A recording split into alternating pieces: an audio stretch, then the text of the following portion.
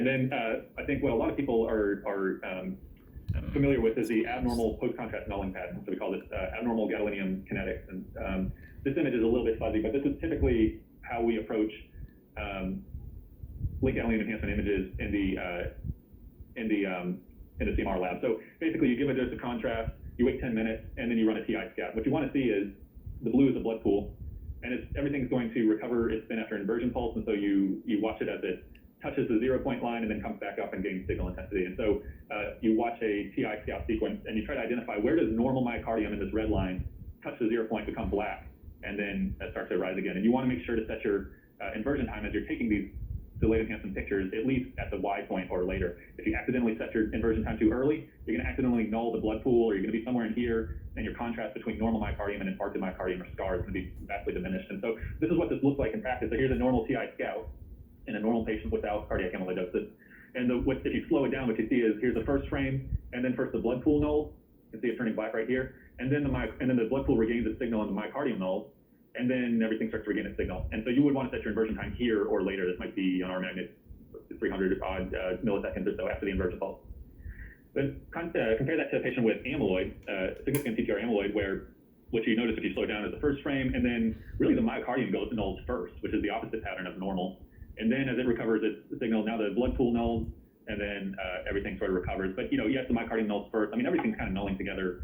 Honestly, it's a little bit difficult to determine where should the proper inversion time be set to obtain what we typically think of like gadolinium enhanced images. And so when you hear the words abnormal gadolinium kinetics, this is what it's referring to. And this is sort of one of the papers that established that, where they looked at T1 values in patients with amyloid versus controls in the minutes after receiving a bolus of gadolinium. And you can see there's clearly a different pattern of increases in signal and T1 values.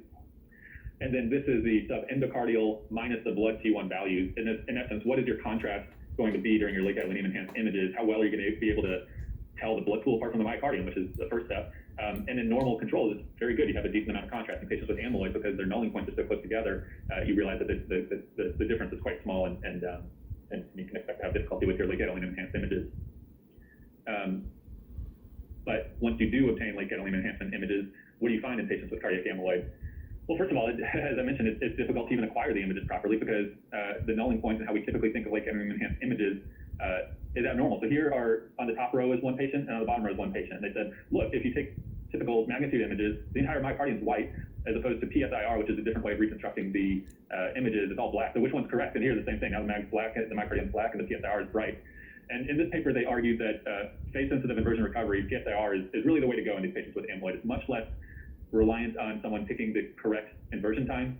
And if you look at these compared to T1 maps, it has a much higher concordance. And so they found that there was a huge amount of discordance between the magnitude images and the T1 maps, which I'll get into in some of the later slides as being a surrogate of the degree of amyloid deposition. So really, if you're taking late gadolinium enhanced images on patients with amyloid, you should be using the PSIR technique to try to wash out these errors. And so these are 4 examples where they correlated quite well with the PSIR.